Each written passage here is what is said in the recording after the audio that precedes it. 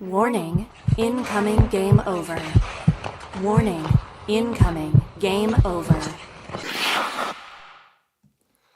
Hello, everyone. Welcome in to Game Over Toronto.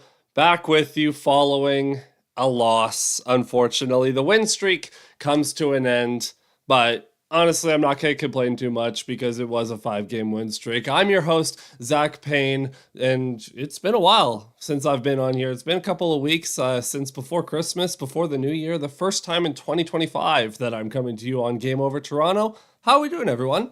How are we doing? After this Leafs 6-3 loss to the Carolina Hurricanes, it was just a bit of a weird game in that the Leafs offense throughout actually looked pretty good. They were generating good chances, but the defense took a step back. This was the first instance of really missing Jake McCabe. Didn't miss him as much against Philly, to be honest. You really miss him tonight. Some of the chances that the Hurricanes were able to get, just way too good of quality, and it resulted in the Hurricanes putting up a bunch of goals, and that's obviously not what you want to see.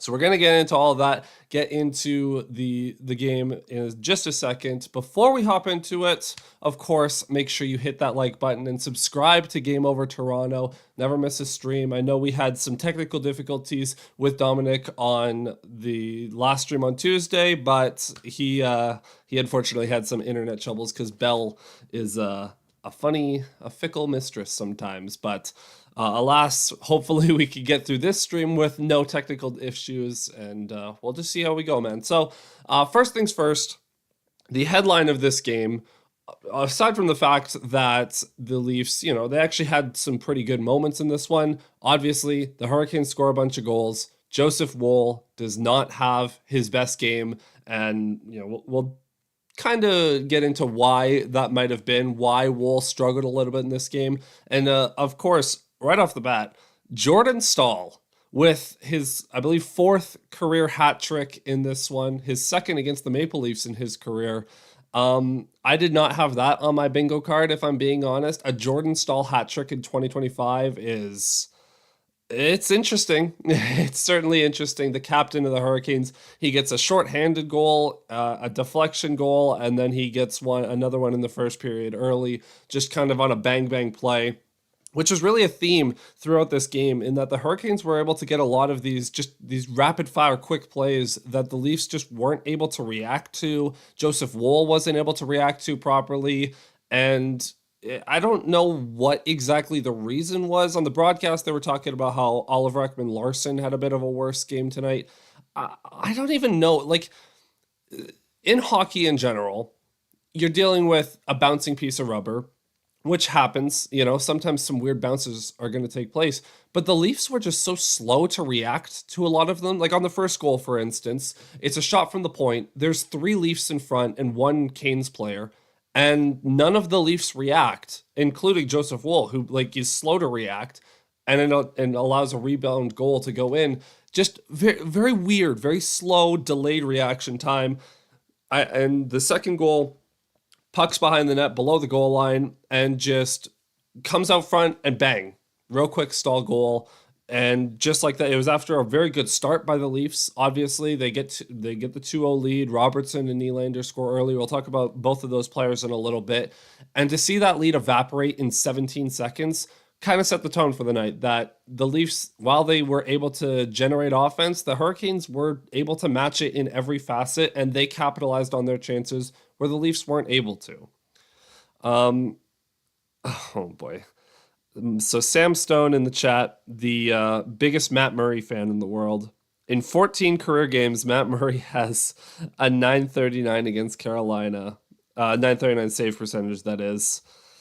Maybe they could have used him in this game. I would honestly love to see Matt Murray over Hildeby the next, but the Leafs don't have any back-to-backs, so it's going to probably just be Woll from here on out. But continuing on Joseph Woll for a second, the first 3 goals, the first one, weird rebound, Leafs don't really react defensively. Second one, bang play from below the goal line to out front, and plays that originate from behind the goal line and behind the net they have a higher percentage, a higher shooting percentage on passes from below the goal line. So that's why for years, you have Wayne Gretzky, that was Gretzky's office. Joe Thornton loved to go below the goal line. I love when Mitch Marner does it because the shots that originate from passes that were behind the net, much higher shooting percentage. Hurricanes get one in this case to tie the game up.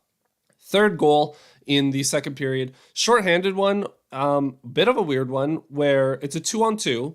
William Nylander comes back, but he kind of he skates across the ice to try to make a play on the puck, does, but then loses it in his feet, loses position, and then the pass gets through Marner. I believe it was Jordan Martinook who made the pass over to Stahl, and I mean, you hope that Wool could have recovered on that. He didn't, obviously, which is unfortunate. So I don't know, man. It's just tough. It's just tough. And so that makes it 3-2. Matthews answers a couple seconds later. The fourth goal, that's the one that a lot of people are going to have a big problem with, myself included. All right, I am one of the bigger Joseph Wool supporters that you'll find. I've been very vocal about my bias towards Wool on these streams throughout the season. That was an unacceptable goal. It just... I don't even remember who scored the goal, so forgive me. I have to quickly look this up. But streaking in on the right side, it was Jackson Blake, 21-year-old rookie, I want to say. I don't know if he's actually a rookie, but 21-year-old kid comes in, and it's just a simple 5-hole shot. That can't go in.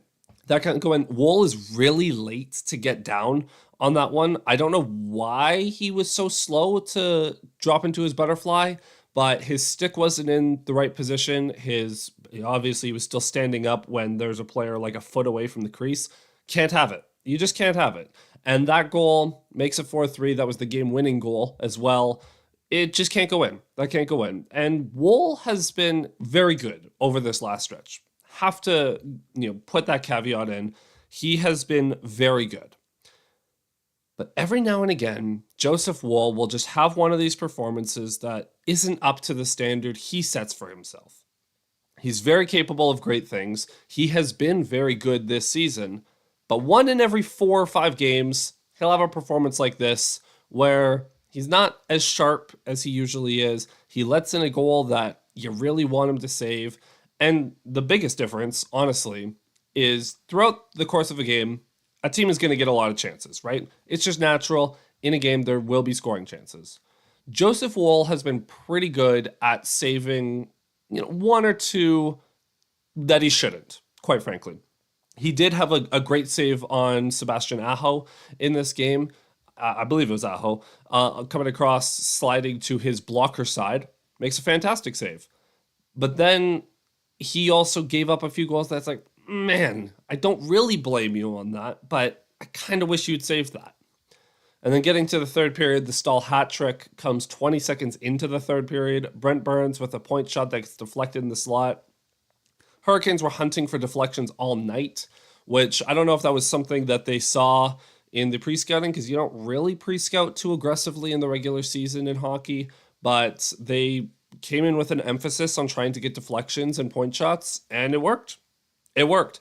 They got, 3 goals off of that? The first one, which is directly from a point shot that has a rebound in front. Second one starts with a point shot that creates chaos at the side of the net. And then the fifth one, obviously, is a deflection goal. So just a very interesting game plan that really gave Wool and the Leafs defense as a whole troubles in this one. I don't know if you guys have any thoughts on Wool's performance or the defensive performance that give you cause for concern. To me, it just looked like a team that, honestly, they've won 5 in a row. They're allowed to have one game that isn't quite up to their standard. Now, of course, the asterisk with that is you better come out on Saturday with a much sharper defensive performance. You're going back home to Toronto. You're playing Vancouver, who has been rather up and down this season. They have hardly been consistent. You got to have a sharper defensive effort to atone for the mistakes that you made tonight. Now, again, of course, Jake McCabe not in this game. The Leafs also used some new defense pairings. Morgan Rielly was playing with Chris Tanev. And lo and behold, I didn't think Riley was good in the first period. He had some rough moments in this game, especially with the puck on his stick, which is rather uncharacteristic, but he looked a lot more solid defensively in general with Tanev stapled to him. The top line, which got broken up in the third period, I should mention, but I think Matthews, I have to fact check this real quick, but I'm pretty sure Matthews ended up as like a -6. Matthews ends this game as a -6. That and look, I am not anyone that I'm not someone that puts a lot of stock into plus minus. Austin Matthews being a -6 though, anytime there's large deviations from the norm, that's when you have to kind of be like, okay, what happened here? What happened to cause this? And it was not a good defensive night for the top line. They were bleeding chances. Obviously, the shorthanded goal against is brutal to give up, but you just can't have that. Matthews scored in this game, and look, Matthews looks all the way back. I'll talk about that in a second too. I'll talk about the offense in the second period here.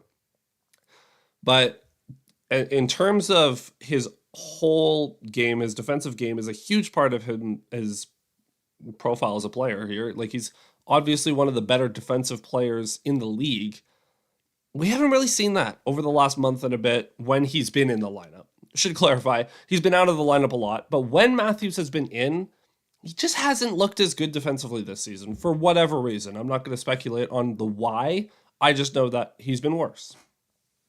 Now, he's been able to get away with it because Mitch Marner is playing on another level so far, but he needs to be better. Matthew Knies up and down as a defensive player as well. So on a night like tonight, where both Knies and Matthews, maybe not their best defensive performance, suddenly that cascades into a -6, which can't have. So again, on the whole, I'm not concerned, right? I view this as a one-off. The Leafs have been a very good defensive team this season. It is what it is. But at the end of the day, wasn't a good defensive performance, and it wasn't a good Wool performance, which usually covers up some of these mistakes that we saw. Didn't happen tonight, and that's how you give up 5 goals, but a 6th with the empty netter. Just not good enough. Not good enough defensively. With that being said, I'm going to flip us over to our second segment. As I do, you're going to see the merch come onto screen now. Obviously, I've talked about this before. The Game Over Network merch, very good quality stuff. I have the skater hoodie myself. If you see anything on screen that piques your interest, make sure you go check it out at thegameovernetwork.com. You can also scan the QR code as well. Just gonna have that up throughout the second segment, and you can see what catches your eye, if you will. We have merch available for every single market, so if you're a fan of a different Canadian team, feel free to go check out the selection for that team as well. Again, that's at thegameovernetwork.com, or you can scan the QR code as well. Now, I want to talk about the offense in more broad terms in this game, because the Leafs actually did a lot of things really well in this game that they haven't been doing as of late, or really on the season as a whole, because as we know, the Leafs have been a lot more boring this year, right? A lot more boring. They have not gotten the quality of chances as regularly as they have in past seasons under Sheldon Keefe. But tonight, we saw a return to previous season's form, if you will. So, to start off with, William Nylander. He was absolutely flying in the first period. Minutes in, he got a 2-on-1 opportunity. That was really more like a breakaway kind of a weird chance. Takes a shot, hits the post. Unfortunate, but comes back a few minutes later after the Robertson goal, and he gets another breakaway. Stopped. And then, third time's the charm. It was about 8 minutes in. He gets a third breakaway or third chance in alone, one-on-one with the goalie, and he's able to bury it. He ends his goalless drought and his pointless streak. I believe it was a 4-game pointless streak, and it might have been an 8-game goalless drought. I'd have to go look that up, but it was a significant goalless drought, significant pointless streak.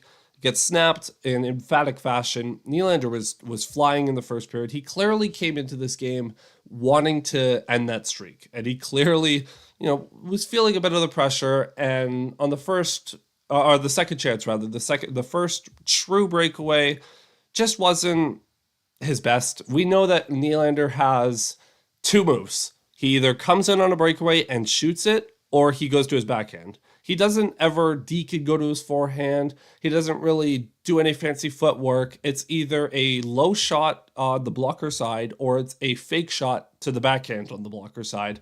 Occasionally he goes 5-hole, usually when he's coming in from the right side. But for someone who's very predictable on the breakaway, it is very nice that Nylander was able to bury one of his chances. Got a comment here from, Got a comment here from Josh D. Savino. I hope I pronounced that right. Personally, when I watch the Leafs, I'm always looking at what will and won't work come playoff time. Berube saying he likes the recent results, but not the road to get there speaks volumes in that regard.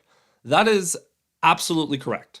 And this goes back to, do you guys remember the Amazon documentary the All or Nothing doc that came out that was kind of detailing the Leafs season in the Canadian division and their eventual loss to the Montreal Canadiens in the playoffs? In that documentary, at the beginning of that Canadian division season, Sheldon Keefe pulled some of the Leafs' top players and said, we're getting the results, but we're not scoring enough playoff-style goals. And Joe Thornton, who I should mention is on this mentors trip for some reason, famously said, get off our backs, we're winning. What happened in the playoffs? The Leafs couldn't score enough playoff-style goals, and they lose to, let's be honest, a vastly inferior opponent that they should have beat, and they had on the ropes. So now, the reason that's relevant, it's a different coaching staff, and this coach also understands the Leafs are not scoring enough playoff-style goals. What's going to change? Well, we'll see. We'll see. The Leafs are certainly playing playoff-style defense. I'll give them that. In terms of the goals, I hope you enjoyed the Boston series last year, because it seems like we are heading towards another playoff full of that style of hockey. We'll see. I could be proven wrong on that. Obviously, if they play Tampa, you can guarantee they'll score more because they have Vasilevsky's number, but that would require a couple of things going. Well, that would require the Leafs dropping out of the top spot in the Atlantic and the Lightning picking up the pace against Boston in that race. I believe they actually, if they don't play tonight, they play soon. Was it tonight? They did play tonight, and Tampa Bay did beat Boston. So I don't know if they passed them with that game, but that is relevant, I guess, if we're looking forward to the playoffs. But getting back to this game. So Nylander was flying early. He ends his goalless drought. Robertson and Domi strike again. That is a duo that is very fun. Not very practical, but very fun. Max Domi, look, I am the self-proclaimed, and not even self-proclaimed, I am the number one Max Domi hater in Leafs Nation. I own it. But he's been playing pretty well as of late. He plays really well with Robertson, which I guess it makes sense, right? You have basically a pure playmaker playing with a pure scorer. That naturally is going to work well. Robertson gets the icebreaker in this game. He also had several chances. Kochetkov robbed him a couple of times. And Robertson, I think he's now up to 7 goals on the season, which isn't great, but he has 5 in his last 12, which is a lot better than he was doing at the start of the year. Everyone remembers how bad he was for large stretches in the opening 20 games, Max Domi included. They both were very bad. And then they put them on a line together, and everything kind of fixed itself. So Domi in this game, his passes were really, really good in this game. I thought Domi had a really good offensive game. Robertson looked very opportunistic as a shooter. Scores once. He could have scored 3, honestly. Dish didn't fall that way for him, but that's okay because he was generating chances. He was very active in this game. And that's honestly the best compliment I can give Nick Robertson, because throughout the season, what's something that we've been able to say about him is that he's invisible. He doesn't stand out. He stood out in this game for a positive reason. And I should mention, Nick Robertson, the game after being healthy scratched, animal. I don't know what it is, animal. He was all over it tonight, and I hope that this version of Robertson and Domi is the version we get the majority of games, because obviously you can't expect everyone to play at their best every single night. If you can get this version in a majority of games, though, you're going to be very happy with them. Whether or not Steven Lorentz is there is obviously going to depend on who's in the lineup and who's not. But on the whole, was happy with that line's performance. Now, Matthews, again, he does get the power play goal. And again, offensively, Austin Matthews looks back. This is the best offensively Matthews has looked this season, is this recent stretch of games. I think I can confidently say that actually I can't. I was going to say I can confidently say that if Matthews looks this good, he'll put up 40 goals again. He might run out of time for that. We'll see.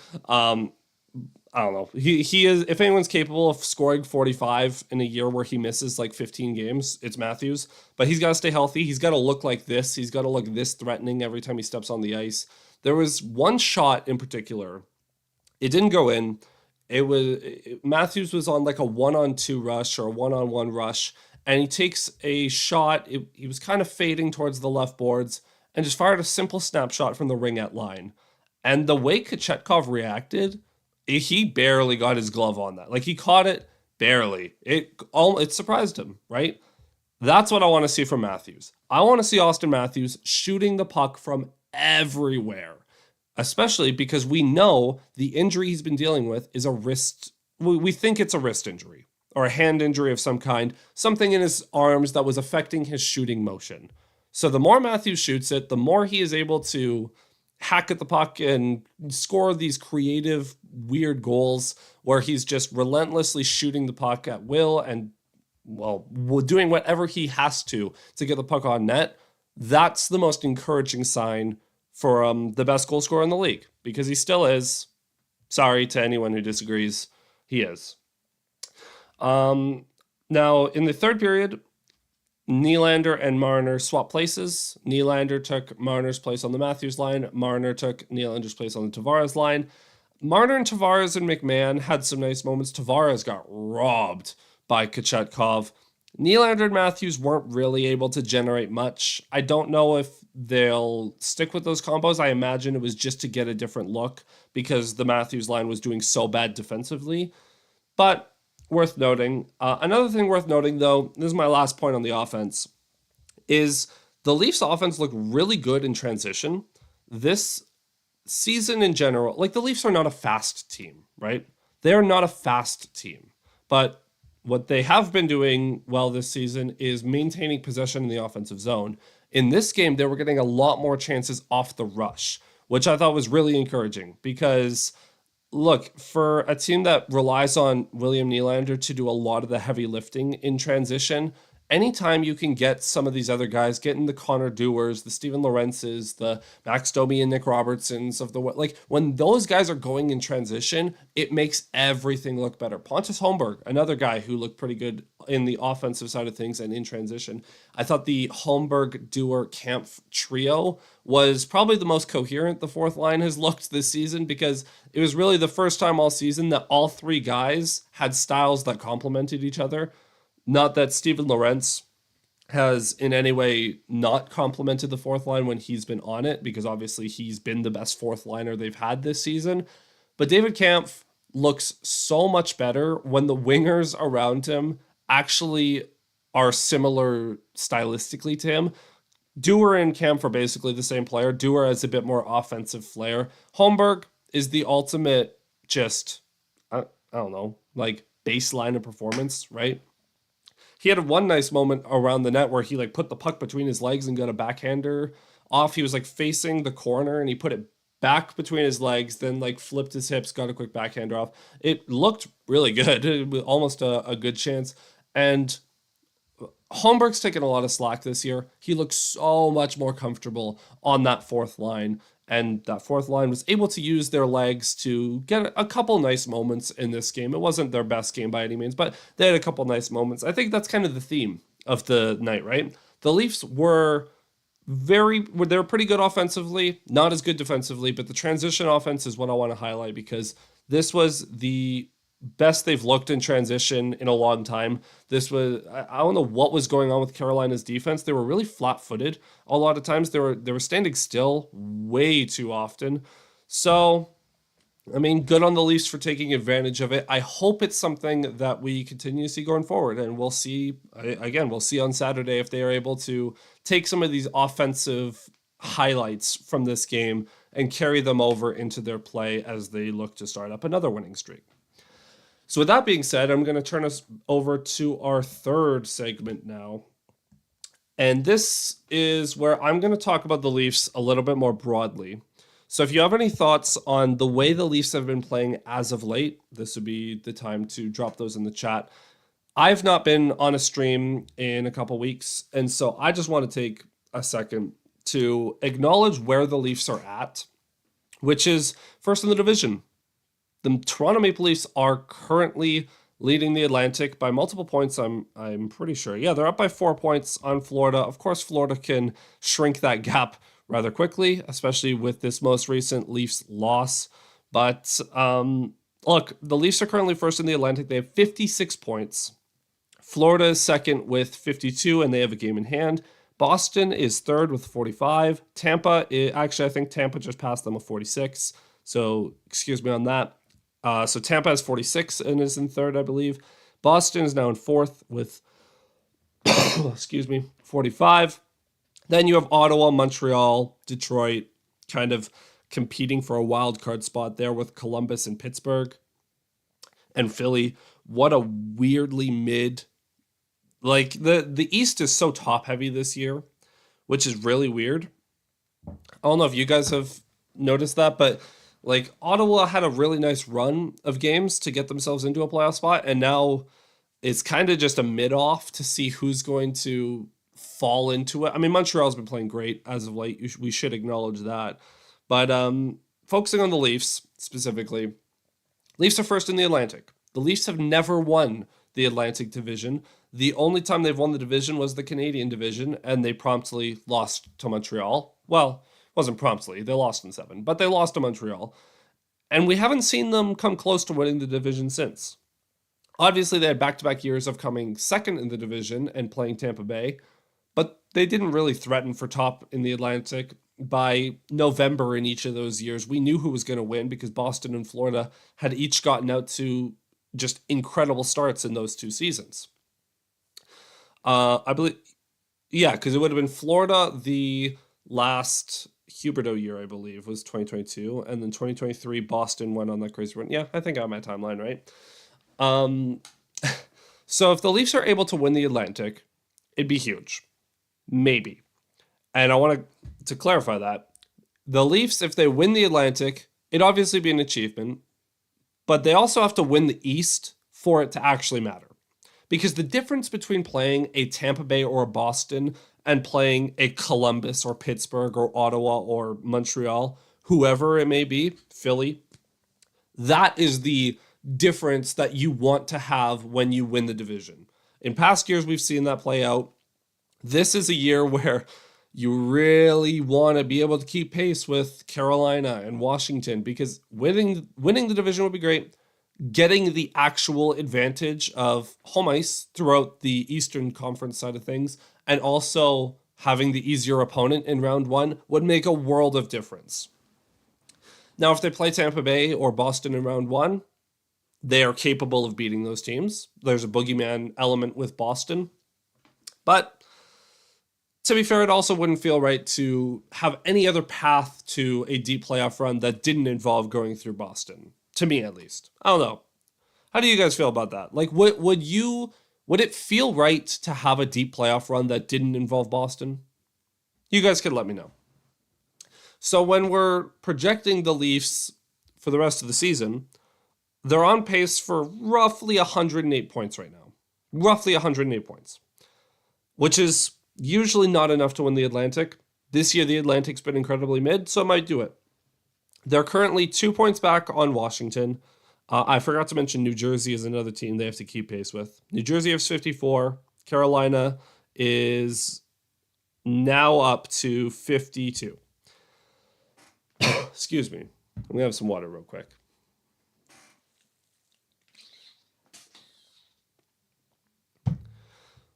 So the Leafs, they had a brutal schedule in terms of back-to-backs in December and November to an extent. This is the part of the season now where everything is just going to completely level off. Everything is going to be smooth sailing in terms of the schedule. Not in terms of opponents, but in terms of the schedule. The Leafs will have a lot more of a routine going. They're playing, every other night, every third night, whatever it may be. Good mix of home and away games. This is where we are going to see what the Leafs look like when they're comfortable. When they're at their most comfortable, we are going to find out what the Leafs look like. Now, as of late, that's looked like a 5-game winning streak, and then you have a stinker tonight. If that is the level of play you get every night, you're starting to look a lot more robotic, just in like harmony in motion almost. The Leafs are going to be fine. The Leafs might even do really exceptional.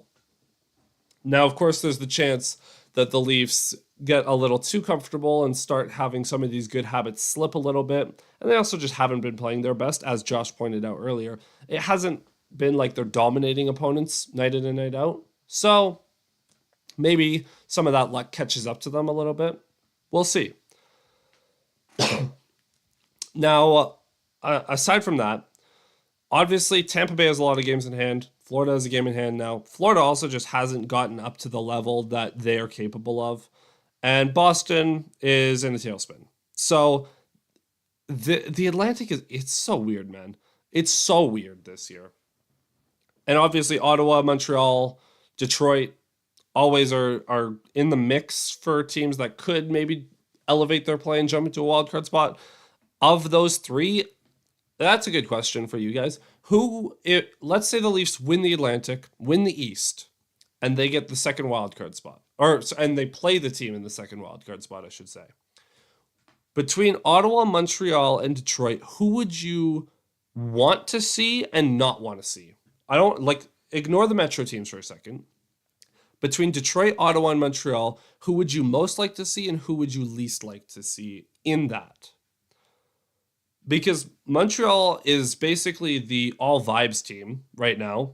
I don't know how to explain it. Their new goalie, I believe his name is pronounced Dobesh, has been unbelievable. I think they're 8-2 in their last 10.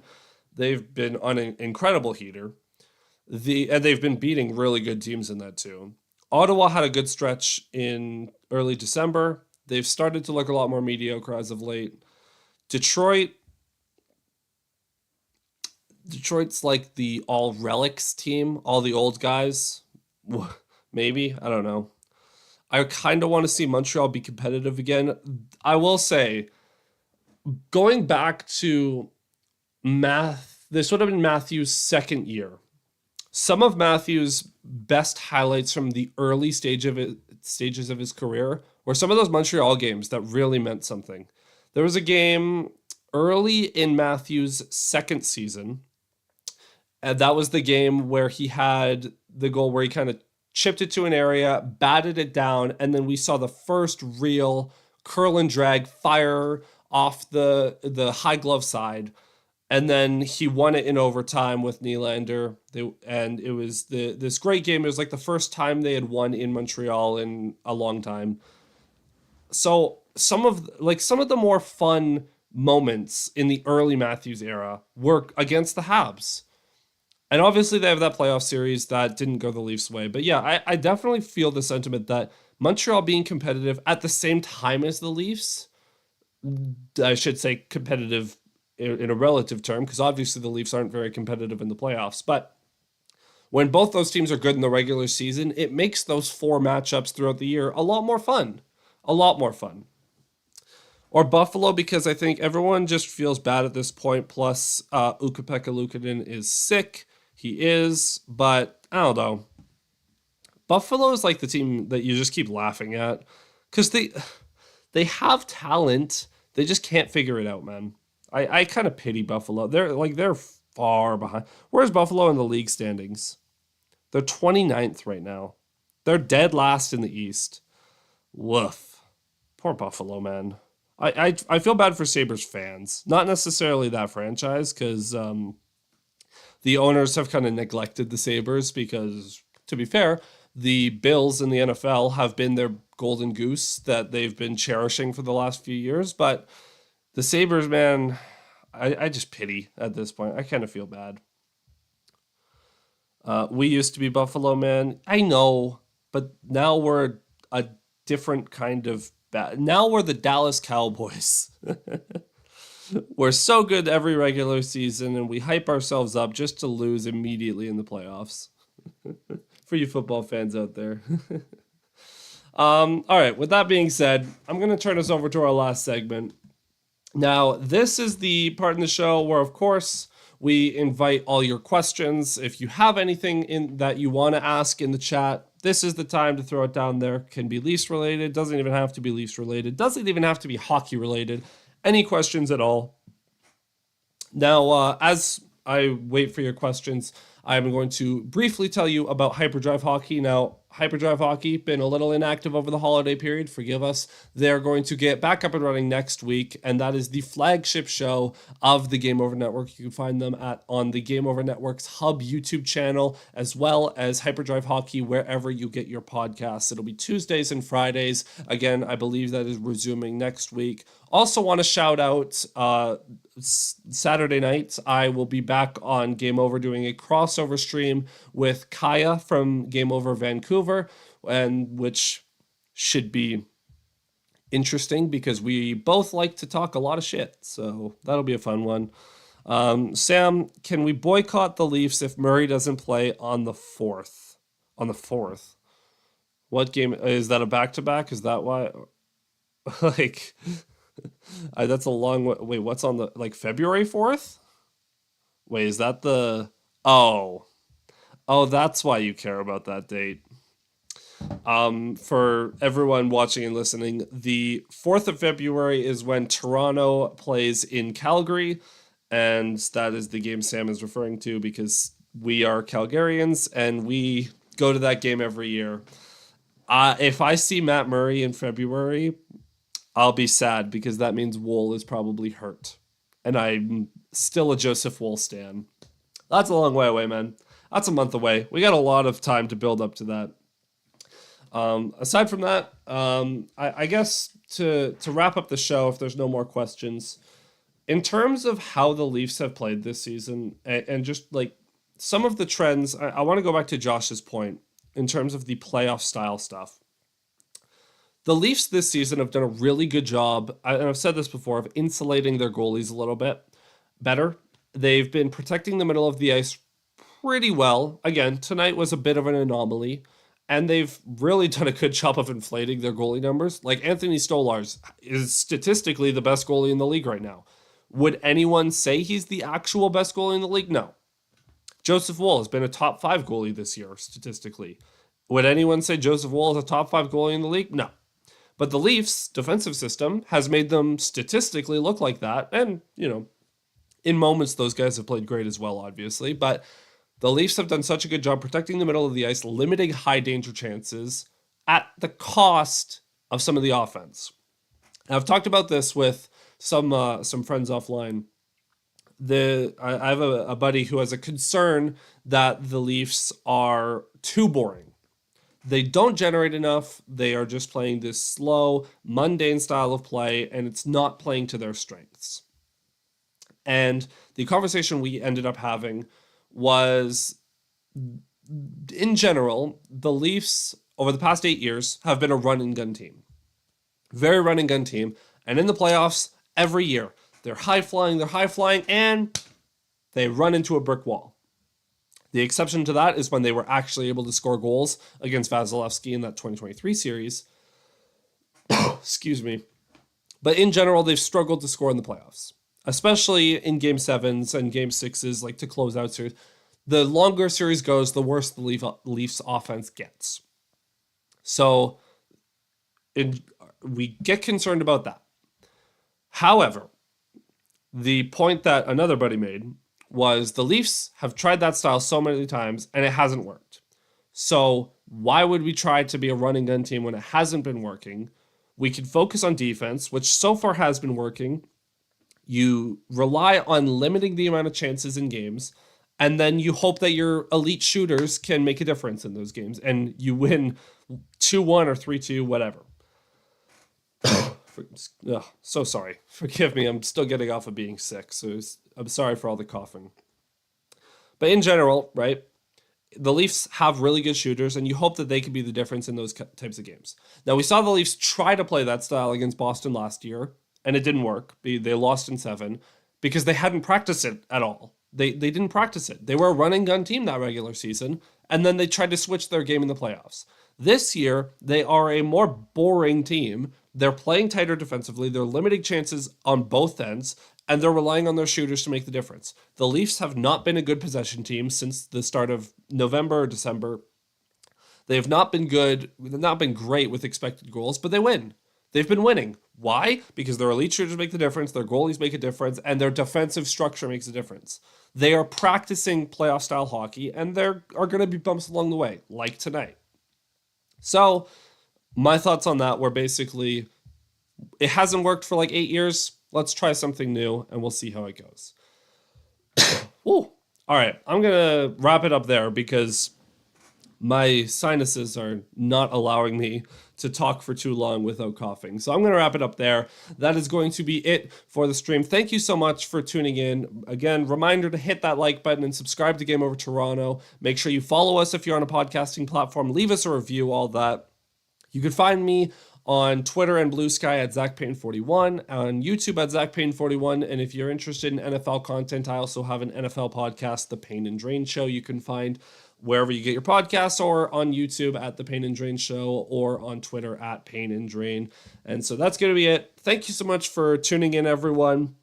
And again, I'll be back Saturday with Kaya for a crossover episode of Game Over with Vancouver coming to town. And yeah, that's going to be it. So cheers, everyone.